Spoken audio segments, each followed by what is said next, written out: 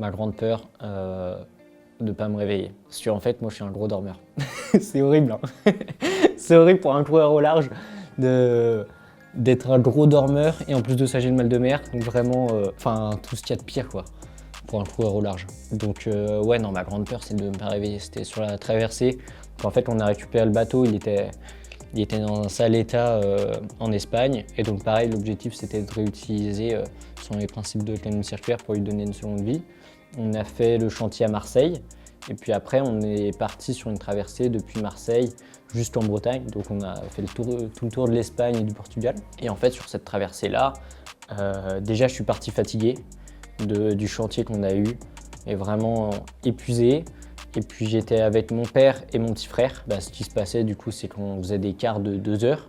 Parce que donc, on peut dormir 2 heures et puis après on se réveille pendant 4 heures et puis après on peut redormir 2 heures vu que forcément on continue à avancer de jour comme de nuit. Et sur cette traversée-là, ouais, il y a eu un moment où je me suis dit waouh, là c'est chaud. C'est que en fait je suis allé me coucher. Mon père il prenait une partie de son quart, donc il était dans l'autre banette. Mon frère il était à la barre. On n'avait plus de pilote automatique. Donc, ce qui faisait qu'on devait barrer 8 heures par jour, donc c'était aussi assez fatigant. Et donc je mets mon réveil, donc c'est vraiment une alarme hyper forte. Je vais me poser dans ma banette, donc c'est comme un lit qui est moyennement confortable. Mais par contre là je pars dans un sommeil, mais ciao. Ce qui s'est passé, c'est qu'au bout de 2 heures, je me suis pas réveillé. L'alarme elle a sonné et je l'entendais pas, quoi. Mon père qui était dans l'autre banette, donc vraiment à quelques mètres de moi, il m'appelle, il me crie dessus depuis sa banette pour que j'aille éteindre l'alarme parce que c'était juste insupportable. Et en fait, je me réveillais toujours pas. Et donc c'est mon petit frère qui est venu me chercher, qui était à la barre, il a lâché la barre, il est descendu dans le bateau.